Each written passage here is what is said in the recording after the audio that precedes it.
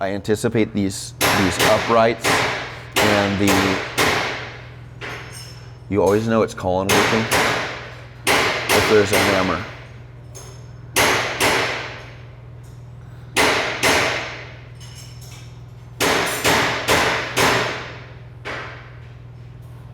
It's like a main tool. Yeah, double taps.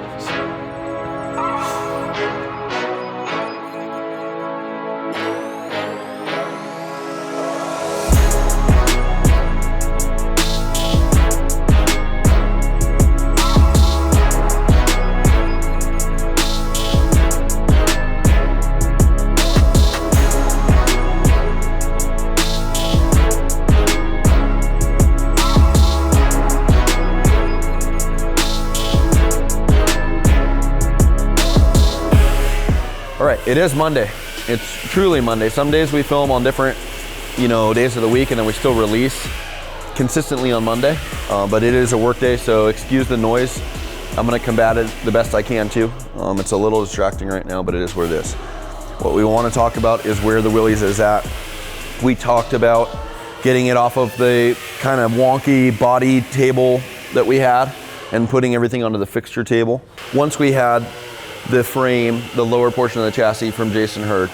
I went over there, I went to International Race Cars. I don't know if that'll be the same episode or if it'll be something different. But what we have here is a very staged setup that's fixtured exactly where we need to. And what I mean by staged is just having the parts in the spot they need to be roughly and rough enough to figure out where tubing needs to be in packaging. Something that's important here. First thing we did is we get compression setting of where the axle wants to be at full compression, and we space it enough where the chassis is off of the fixture table. It's not flat on here. So then when this wants to go to ride height, the trailing arm can still come out to ride height and we're not stuck, because if I set the wheelbase with this at compression and I wanted to center the cab to it, it's gonna be sucked in from where the actual true wheelbase is because it swings on an arch. So this is actually gonna gain wheelbase when it comes down to ride height. So we need to get the chassis just set on here where we know we could swing it at least to ride height and then make sure that we have it where we can set it to compression. This is compression right now. Once the chassis was on here, then it's body work, figuring out where the body wants to be. And we had to take some time and slide stuff around to make sure the proportions are still going to be sound. It's, when you start cutting it close over here, it gives me that feeling of Carry the Bronco, where we don't want to get too close. And it also dramatically affects our fuel cell packaging and all the capacity that we can fit back here if this thing's close. It looks weird, plus it just won't work right. So figuring that out was most important. The front is not as important because we have the hood and we have the fenders, and all that stuff is just going to be relative to what's up there. We can build to that. We can't really change this much more than what it is.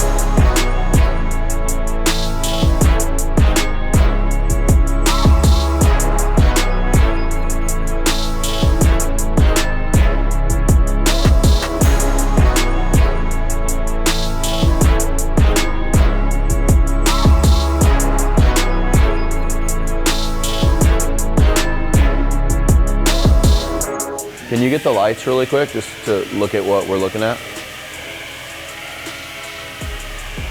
I don't think their weekend stopped.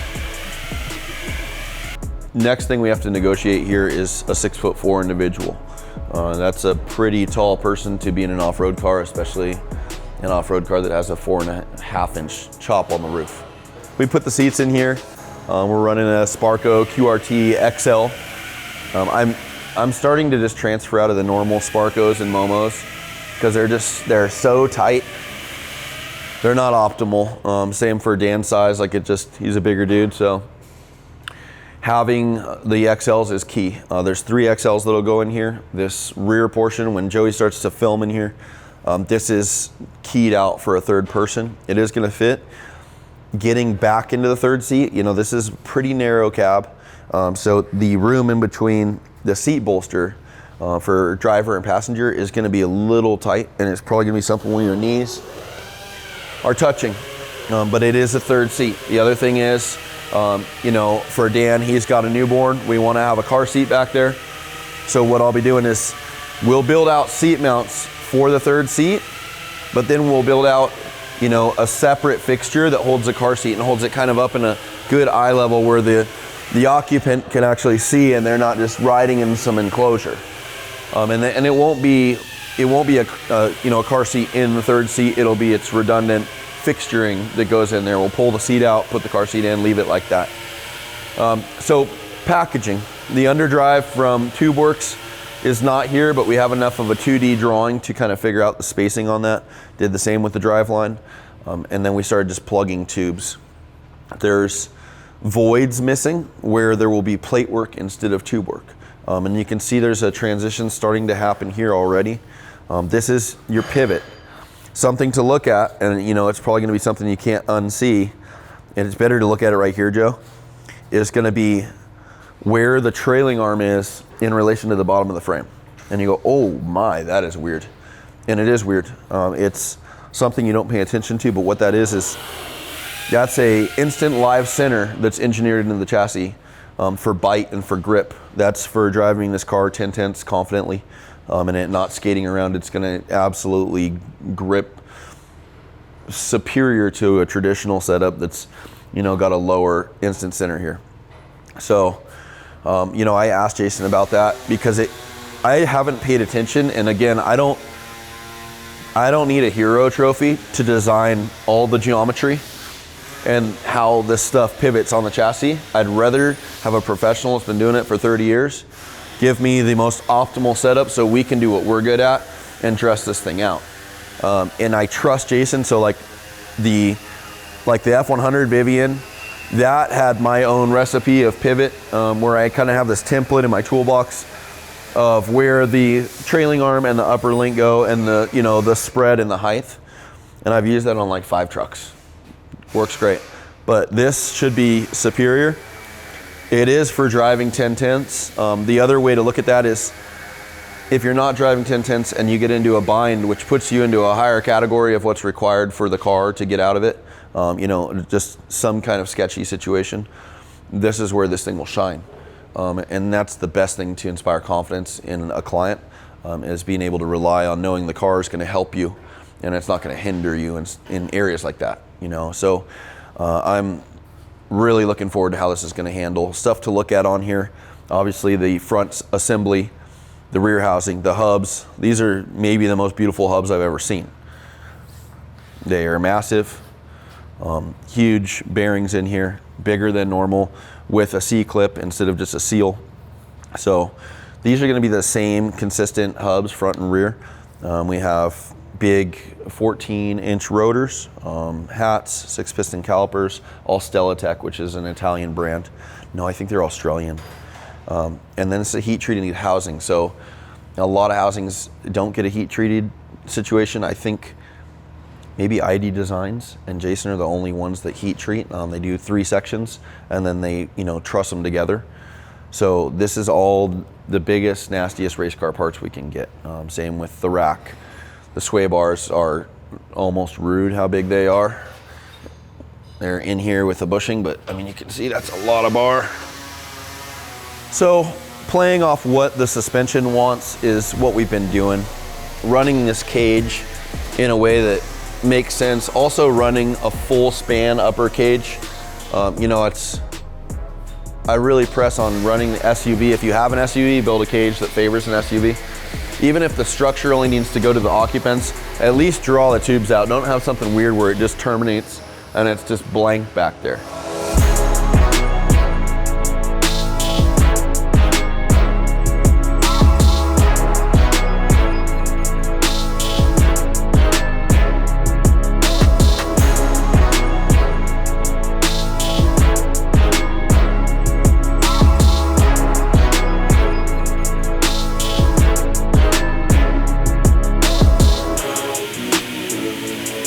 Yes. All this area, we have one more section to go here. So you can see this diagonal where it's prepped. This prep is going to be an X to here. And then we, you know, that's going to be our last of the tube work for back here. until we figure out what's gonna capture the fuel cell. And then we're gonna start adding gussets, radial gussets like we do, and then plate work in the shock mount area, but we won't get there. Right now, what I wanna show is just, this is gonna be your lower floor. This still has a 2-track nod to kind of what we've done before, but the fuel cell will actually go up here. And what this does is this is gonna be, you know, clearance for 2-track. So when it gets deep rutted, you know, 2-lane stuff, not 2-lane, I don't even know if that works, but 2-track is like just a rutted dirt road or part of a course. And you know, these things get caught up, the chassis gets caught up upon compression, especially when it's higher in the middle. So the skid will dip up here from the bottom, and it'll just help that hang up in times where it needs it. It's not to say it's still not gonna hit stuff, but it's just gonna ease that and maybe prevent less damage to the chassis on the front side of this. And then on the top of this is gonna be where the fuel cell is. So we're gonna try to get as much as we can, and I don't know if it'll just end at the belt line here or if the fuel cell will go even higher. I've thought to even run the structure, you know, where this thing's, you know, it's right around the belt line and then it goes up. And then there's breathing for fans to come out, because there's gonna have to be a large cooler back here that's gonna be for the water. You ask about the tailgate and the spare. The spare will be on the outside. This will all be one panel. I don't know if it'll be hinged on a frame to open it up, but that makes the most sense, and that's where the spare will be housed. There will not be a traditional shape here. It'll be cutouts where there'll be ventilation. So this will be like mesh or just wide open, something classy. And you know, back here, I think it would be the only shape that wouldn't be like a straight through cutout for breathing. But you know, that's what you can expect. Just this, the interior of this is completely occupied, not enough for a spare. You know, off the back for sure. The clipping path of all this stuff, like the height, is also, you know, consistent with the trailing arm. So there's nothing that hangs down any lower than what the trailing arm is doing. Right in this area is your third occupant seating. So we stressed a lot of our structure to, you know, the back wall to start there instead of further back. The other thing we have to think about is, you know, the shapes to get the fuel cell built in here where it comes out. If it starts having a taper where the taper goes wider towards the front of the car, it's a wedge and it won't come out. So we have to be strategic on how we build this cell, where it can either narrow, which would be kind of weird, towards the front, or it's just parallel so we can actually get this thing out. We don't want to build it where it's pigeonholed. You know, but we'll build as much cell as we can into this thing. Like I said, I think it'll run like this and it'll come up, and we'll have the fills and the pickups and stuff up here because we can get a lot of capacity right there. And then all on the sides here, we'll have fans, and the fans can exit through here. I don't know exactly how we're gonna draw air. I don't necessarily want to use the windows for positive air to come in, but maybe somewhere on the sides of the occupant in the rear, we'll have the roof have some ducting come in. That seems like the best thing. We're gonna work with PWR North America on the cooling. They have enough data. They came over here, maybe a month ago they came out and we talked about this. They have so much data from the dyno that they have. They have like a radiator dyno. I don't know exactly how that works, but they have one in Australia, and they've done so much that when you call them and you spec out like what you have, the area that it's gonna be, the flow that it's gonna get, they can literally build a spec radiator that is not just the bro science way, because the bro science way is bigger the cooler, it's just not gonna be, it's not gonna get hot if you just run a big cooler, and that's just, doesn't have to be like that. And especially with something like this requires spatial constraints. So, you know, fuel cell in here and then cooler in here, that's gonna be the mains. We have voids in here for batteries. I don't know if the pumps will be in line or inboard in the fuel cell, but you know, there can be some kind of access at the top to get to stuff if you needed to service the fuel cell, and then the fill, we'll just have to be creative with where we fill it. But I want to try to get as much capacity back here as possible. The 632, 1,000 horsepower, I don't know what that's going to do for operational miles per gallon. It might be between 2 and 4 miles per gallon. So, you know, you got to think about what kind of capacity of fuel you want and how often you want to refill.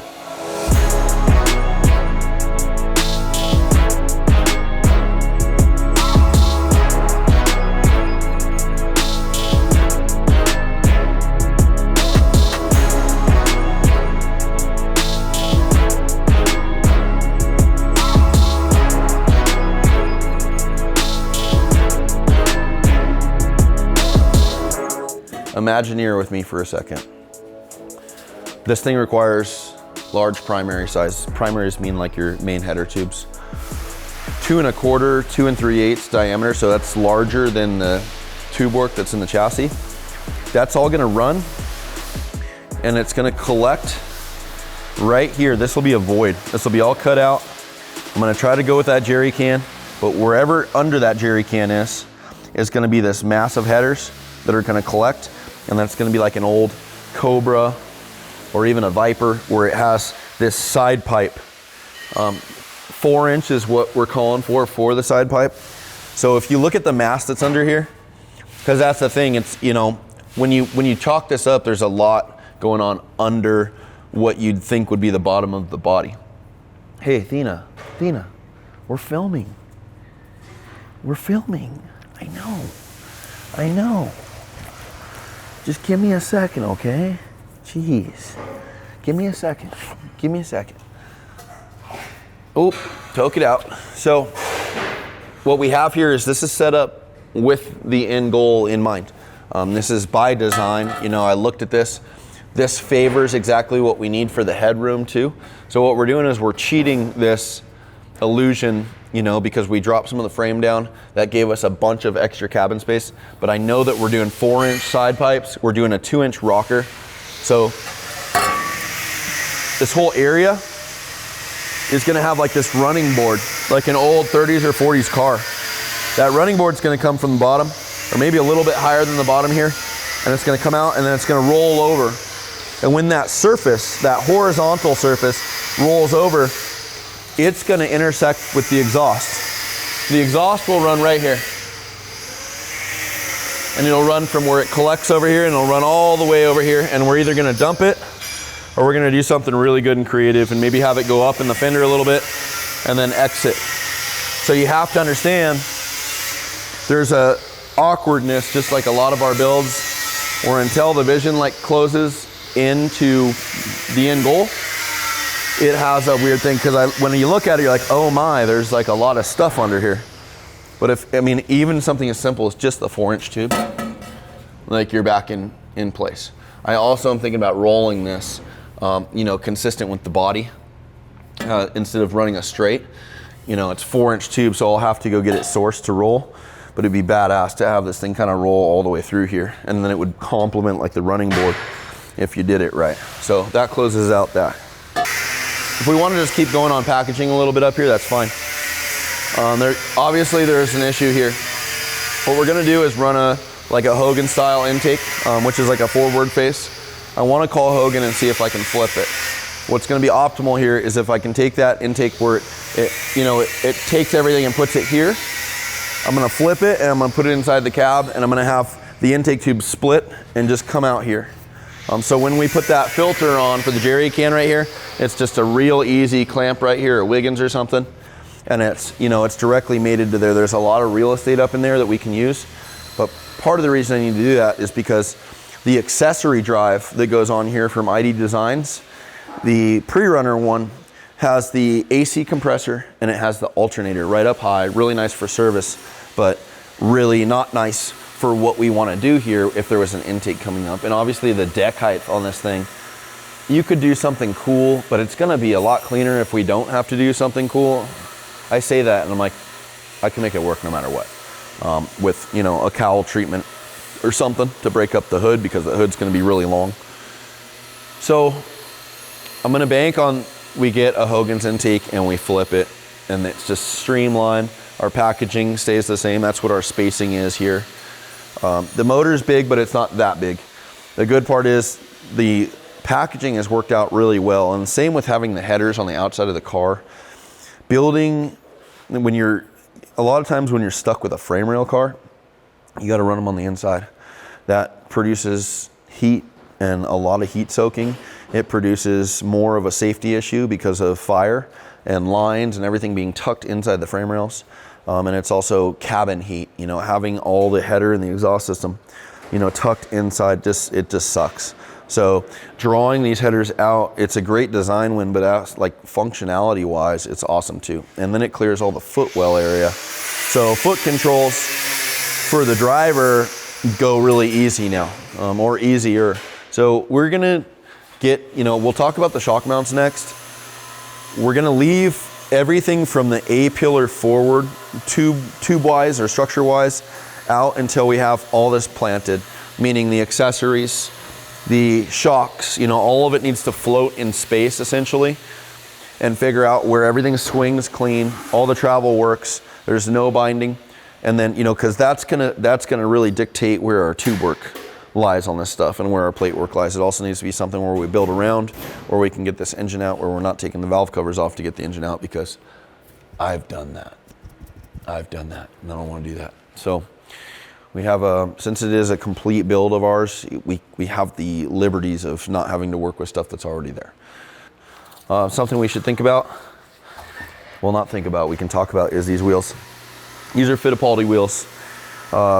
With the Willys, I don't know how these translate on screen versus how they look in real life. They're all forged, they're American made, but the shapes and the style, especially for the Willys, you want to carry an Art Deco look, something more classic.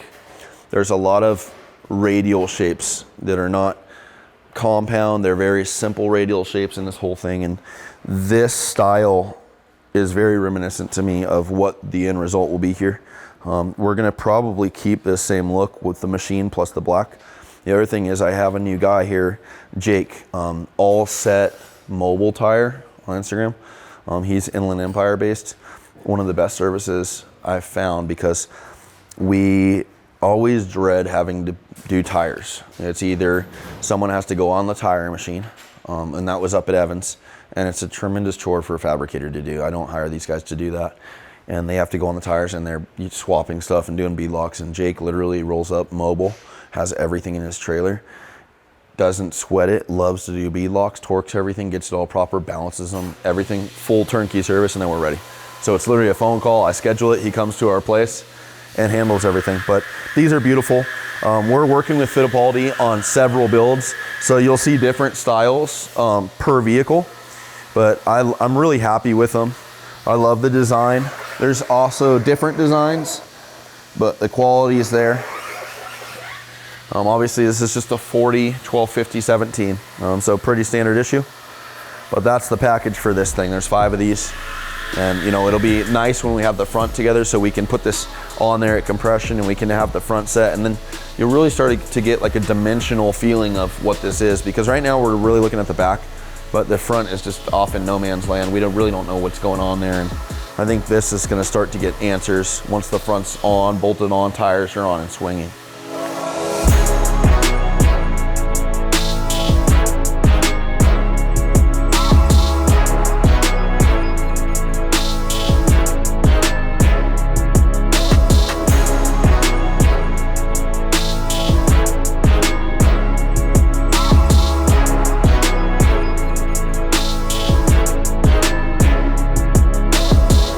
I saw Colin riding a scooter right now in the shop.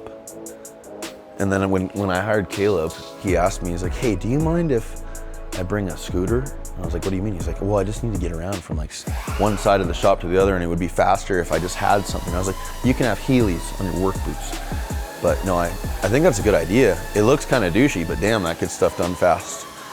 It's different now because we have to walk further, and the same thing, I'm not used to this. I cut my teeth in like a 2-car garage, and it was perfect because I had my tooling in like this horseshoe, and then I had one car in the middle, so I could like buzz around in circles.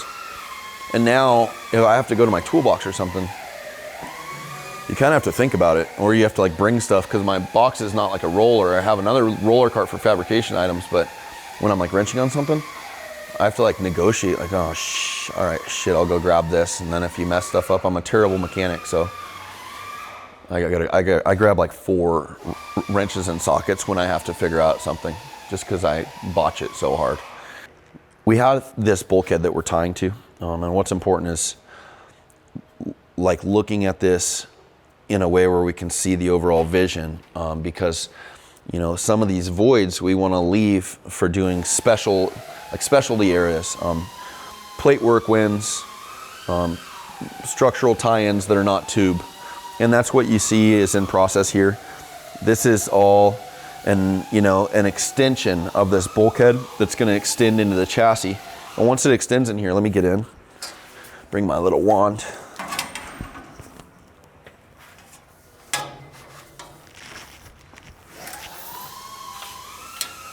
Once this portion, will extend, and then there's some critical stuff that you can already tell it's like missing, right? Like the B pillar here has a lot of drama in it for that. So this definitely needs support. This is a huge junction. So we want to draw support into this area. So there'll be one section, two sections, and then another three, right? Going to this junction because we left this void untouched, knowing there's going to be plate structure in here. The other thing I like to do is you can get really carried away with doing very fun but intensive, labor-intensive plate work. The hero card. We want to build these cars where you get the wins, but they don't have to be completely crazy everywhere. The craftsmanship can still be there, and the design can still be there, but we don't have to bury a lot of plate work in areas where you'll just never see it again. You have to kind of assess that properly and say, look at what it's worth, pros and cons. It's sometimes that turns into an ego thing of just going super crazy, but it's also at the price of the client. These things, I like to have big wins where they can still be a visual. It's the same with the Range Rover or the Dakar prototype, Dakar. The shock mounts I knew would be a focal point. There's areas in that car I know that's going to be a focal point. If you look at the bare chassis on the Range Rover, it's nice, but it's a very simple lower frame. No plate work in there, just the bulkheads. And it doesn't require that because the wins can be had where they need to be. It doesn't mean it's not nice. Just when you're going to dump, hundreds of hours into plate structures, I think it's smart to choose wisely where they go. The areas here, this is a very focal point that is going to be where you open the door. This is obviously just one-sided right now, and we got this to about right where it is, and then we have to pull this cab off to actually address this thing and get the outsides. And that's what we're going to do with all this area. It would be inefficient to try to plate and box in the structure completely from how it is with the cab on.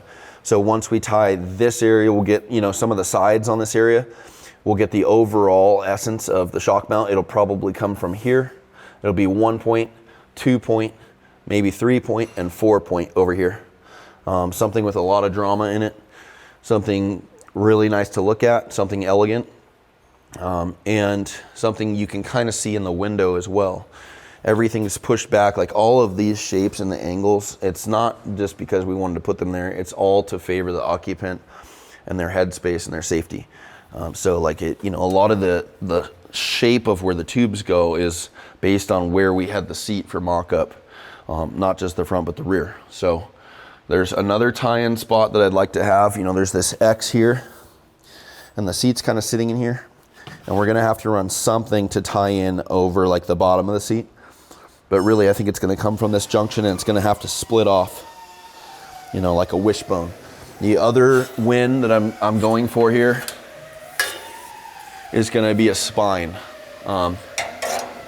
Usually what you do is you'd lace up, a trans tunnel that's very similar to kind of what we have going on already here by the driveline and the underdrive.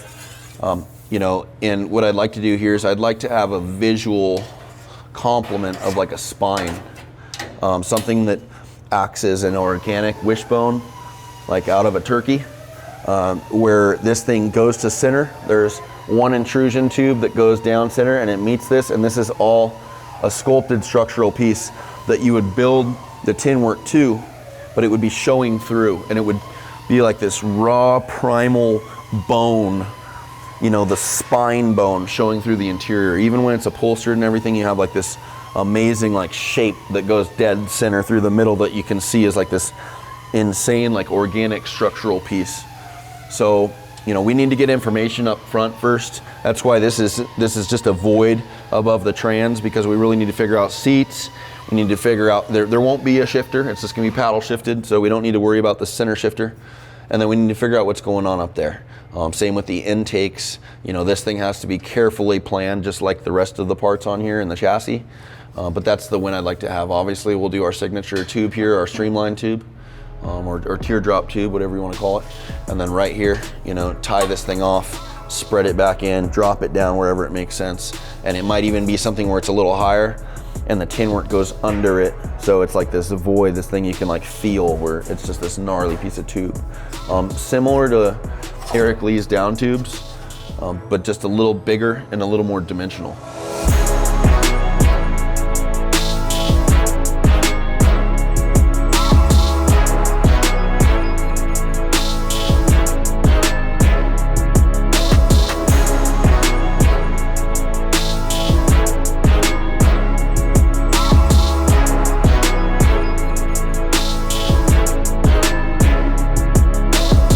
Things to think about for next time. I think that's going to be a good enough wrap up. I don't know. I'll talk with Joey on how we want to release going to Jason's shop. That might just be its own thing.